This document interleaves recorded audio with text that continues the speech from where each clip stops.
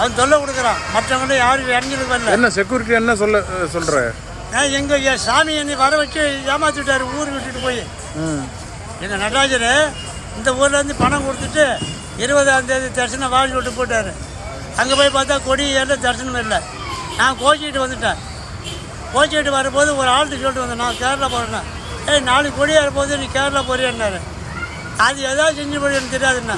கொடி ஏறுமா ஏறாதான்னு கேட்டார். அதுக்கு நமக்கு சம்மந்தம் இல்லை. என்னை ஏன் வர வச்சு ஏமாத்தினாரு, அதனால நாங்கள் இருக்க மாட்டேன் அப்படின்னா. தேருக்கு போக முடியல. தேருக்கு போய் என்ன பண்ணிட்டேன், மறந்து போச்சு. மறக்கிற மாதிரி வச்சுட்டாரு. ராத்திரி 10 மணிக்கு தேர் ஓடி போச்சு. இன்றைக்கி தேர் ஓடும் போது 10 மணிக்கு நியூஸ் கொடுக்குறாரு இந்த மாதிரி செல்ஃபோனில். என்ன சென்னைக்கு தேருன்னா இன்றைக்கி தான்னாரு.